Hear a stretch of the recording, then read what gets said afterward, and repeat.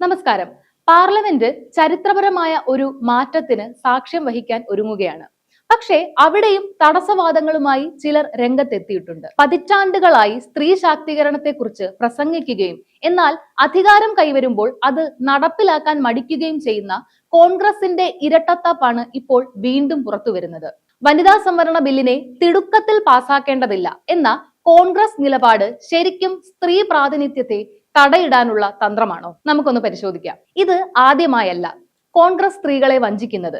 2010 UPA ഭരണകാലത്ത് രാജ്യസഭയിൽ വനിതാ സംവരണ ബില്ല് പാസാക്കിയിട്ടും അത് ലോക്സഭയിൽ എത്തിക്കാൻ കോൺഗ്രസിന് ധൈര്യമുണ്ടായില്ല. സഖ്യകക്ഷികളുടെ സമ്മർദ്ദത്തിന് വഴങ്ങി സ്വന്തം പാർട്ടിയിലെ വനിതകളെ പോലും അവർ അന്ന് തള്ളിപ്പറഞ്ഞു. ഇന്ന് BJP സർക്കാർ ഇത് യാഥാർത്ഥ്യമാക്കുമ്പോൾ കൂടുതൽ സമയം വേണം എന്ന മുടന്തൻ ന്യായവുമായി വരുന്നത് ചരിത്രപരമായ വഞ്ചനയുടെ തുടർച്ചയാണ്. സ്ത്രീകളെ വെറും വോട്ട് ബാങ്കായി മാത്രം കാണുന്ന കോൺഗ്രസ് സംസ്കാരത്തിന്റെ ഒടുവിലത്തെ ഉദാഹരണമാണിത്. കുറച്ചു കാലം മുൻപ് വരെ വനിതാ സംവരണം ഞങ്ങളുടെ സ്വപ്നമാണ് എന്ന് പറഞ്ഞു നടന്നവരാണ് കോൺഗ്രസ് നേതൃത്വം. എന്നാൽ ഇപ്പോൾ കേന്ദ്ര സർക്കാർ ഈ ബില്ലുമായി മുന്നോട്ട് പോകുമ്പോൾ കോൺഗ്രസ് പറയുന്നത് വിലയിരുത്താൻ സമയം വേണം എന്നാണ്. പതിറ്റാണ്ടുകളായി ചർച്ച ചെയ്യപ്പെടുന്ന ഒരു വിഷയത്തിൽ ഇനിയും എന്ത് വിലയിരുത്തലാണ് കോൺഗ്രസിന് വേണ്ടത്? നിയമസഭകളിലും ലോക്സഭയിലും സ്ത്രീകൾക്ക് 33% സീറ്റ് നൽകാൻ ഇത്രയധികം ആലോചിക്കേണ്ട കാര്യമുണ്ടോ? ഇവിടെയാണ് കോൺഗ്രസിന്റെ രാഷ്ട്രീയ ഭയം പ്രകടമാകുന്നത്. നിലവിലെ 543 സീറ്റുകളിൽ സംവരണം ഏർപ്പെടുത്തിയാൽ തങ്ങളുടെ പല മുതിർന്ന നേതാക്കൾക്കും സീറ്റ് നഷ്ടപ്പെടുമെന്ന് അവർക്കറിയാം. അതുകൊണ്ട് സർക്കാർ സീറ്റുകളുടെ എണ്ണം 816 ഉയർത്താൻ തീരുമാനിച്ചു. പക്ഷേ ഇതിനെയും കോൺഗ്രസ് എതിർക്കുന്നു. സീറ്റുകൾ വർദ്ധിപ്പിക്കുന്നത് രാഷ്ട്രീയ നേട്ടത്തിനാണെന്നാണ് അവരുടെ വാദം. വികസനത്തിന്റെ ഭാഗമായി മണ്ഡലങ്ങൾ പുനർനിർണയിക്കുമ്പോൾ അതിനെ രാഷ്ട്രീയ കണ്ണിലൂടെ മാത്രം കാണുന്നത് ശരിയാണോ? മറ്റൊരു പ്രധാന ആയുധം ദക്ഷിണേന്ത്യൻ വികാരമാണ്.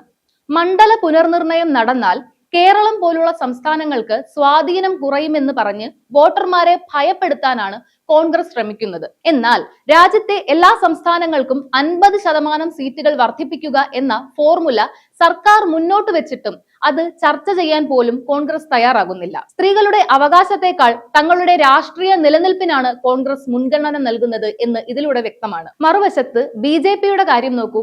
കേവലം പ്രസംഗങ്ങളിലല്ല പ്രവൃത്തിയിലാണ് സ്ത്രീ ശാക്തീകരണം എന്ന് അവർ തെളിയിച്ചു. മുത്തലാഖ് നിരോധനത്തിലൂടെ ലക്ഷക്കണക്കിന് മുസ്ലിം സഹോദരിമാരുടെ ജീവിതത്തിൽ വെളിച്ചം കൊണ്ടുവരാൻ നരേന്ദ്രമോദി സർക്കാരിന് സാധിച്ചു. ഉജ്ജ്വല യോജനയിലൂടെ പുകയെടുപ്പുകളിൽ നിന്ന് സ്ത്രീകളെ മോചിപ്പിച്ചതും ശൗചാലയങ്ങൾ നിർമ്മിച്ച് അവർക്ക് ആത്മാഭിമാനം നൽകിയതും BJP സർക്കാരിന്റെ നിശ്ചയദാർഢ്യമാണ്. ഇന്ന് പാർലമെന്റിലെ സീറ്റുകൾ 816 ഉയർത്തിക്കൊണ്ട് പുരുഷ നേതാക്കളുടെ സീറ്റുകൾ കുറയ്ക്കാതെ തന്നെ 273 സ്ത്രീകൾക്ക് അവസരം നൽകാൻ സർക്കാർ ശ്രമിക്കുമ്പോൾ അതിനെയും എതിർക്കുന്നത് കോൺഗ്രസിന്റെ സ്ത്രീവിരുദ്ധ നിലപാടല്ലേ? തിടുക്കം വേണ്ട എന്ന് പറയുന്ന കോൺഗ്രസ് യഥാർത്ഥത്തിൽ ഭയപ്പെടുന്നത് ആരെയാണ്? സംവരണം വന്നാൽ തങ്ങളുടെ കുടുംബ രാഷ്ട്രീയത്തിനും വരേണ്യ പുരുഷാധിപത്യത്തിനും ഇളക്കം തട്ടുമെന്ന് അവർക്കറിയാം. ദക്ഷിണേന്ത്യയുടെ പേര് പറഞ്ഞ് വോട്ടർമാരെ വിഭജിക്കാനാണ് ഇപ്പോൾ കോൺഗ്രസ് ശ്രമിക്കുന്നത്. എന്നാൽ വികസനത്തിന്റെ ഭാഗമായുള്ള മണ്ഡല പുനർനിർണയത്തെ സ്ത്രീ പ്രാതിനിധ്യത്തിന് എതിരായ ആയുധമാക്കുന്നത് അങ്ങേയറ്റം ജനാധിപത്യ വിരുദ്ധമാണ്. ആത്മാർത്ഥതയുണ്ടെങ്കിൽ BJP സർക്കാർ കൊണ്ടുവന്ന ഈ വിപ്ലവകരമായ ബില്ലിനെ പിന്തുണയ്ക്കുകയാണ് കോൺഗ്രസ് ചെയ്യേണ്ടത്. മാറ്റങ്ങൾ വരിക തന്നെ ചെയ്യും. സ്ത്രീകളുടെ അവകാശങ്ങൾക്കായി ശബ്ദമുയർത്തുന്ന BJP സർക്കാരിനൊപ്പം നിൽക്കണോ അതോ പഠിക്കാൻ സമയം വേണം എന്ന് പറഞ്ഞ് കാലം തള്ളി നീക്കുന്ന കോൺഗ്രസിനൊപ്പം നിൽക്കണോ എന്ന് വോട്ടർമാർ തീരുമാനിക്കും. സ്ത്രീ പ്രാതിനിധ്യത്തെ തടയിടുന്ന ഇത്തരം രാഷ്ട്രീയ നീക്കങ്ങൾ തിരിച്ചറിയപ്പെടേണ്ടതുണ്ട്. ഈ ഒരു വിഷയത്തിൽ നിങ്ങളുടെ അഭിപ്രായങ്ങൾ കമന്റ് ചെയ്യൂ.